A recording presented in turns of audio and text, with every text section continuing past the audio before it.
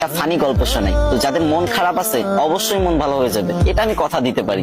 যদি হাতে কয়েক সেকেন্ড সময় থাকে তাহলে আমার গল্পটা শুনে যেতে পারবো। তো ছেলেটার নাম সুঙ্কু, তার সমস্যা একটাই, সে ইংরেজিতে কথা কইবারই পারে না, কিন্তু ম্যাডাম তো রেগে মেগে পুরো আগুন। সুঙ্কু, তুমি যদি কালকে ইংরেজিতে কথা বলা না শিখতে পারো, না শিখে আসো, তাহলে কিন্তু তোমার খবর আছে। তো সুঙ্কু তো ম্যাডামের এই কথা শুনে ভয়ে ভয়ে বাড়িতে গেল।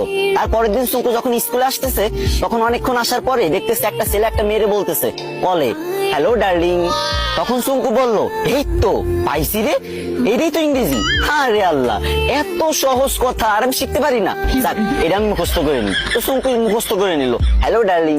সুঙ্কু ভাবলো রাস্তাঘাটে মনে হয় মানুষ ইংরেজি বলে সবাই, তো এবার থেকে যার ইংরেজি শুনবে সেটাই মুখস্থ করে নেবে। তো চুঙ্কু আর একটু দূর আগে যাওয়ার পরে পার্কের ধারে একটা মেয়ে একটা ছেলের বলতেছে সেটা ননসেন্স।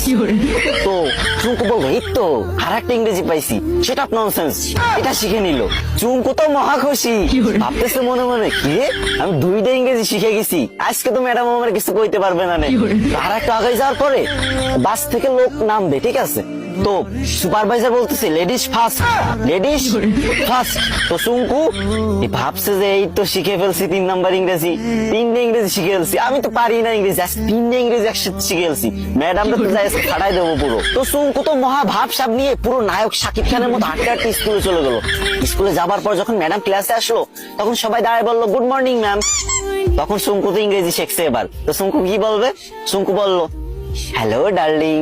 এই কথা শুনে ম্যাডাম তো পুরো রাইগে মেগে ফায়ার, ম্যাডামের কান নাক চোখ মুখ সব জায়গাতে আগুন বেরোচ্ছে, আরো কোন জায়গাতে যে আগুন বেরোচ্ছে কোনো ঠিক নাই, ঠিক আছে।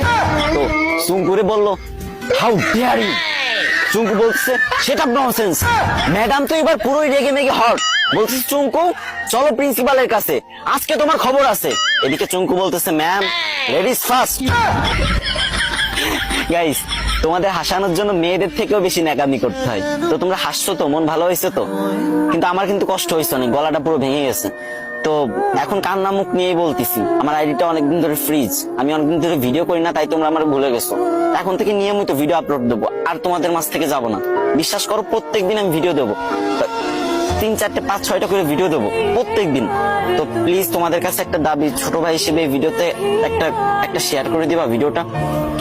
না মানে তোমাদের হাসালাম, এখন কান্না মুখ নিয়ে বলতেছি, যদি একটা শেয়ার করে দাও অনেক খুশি হবো ভাই।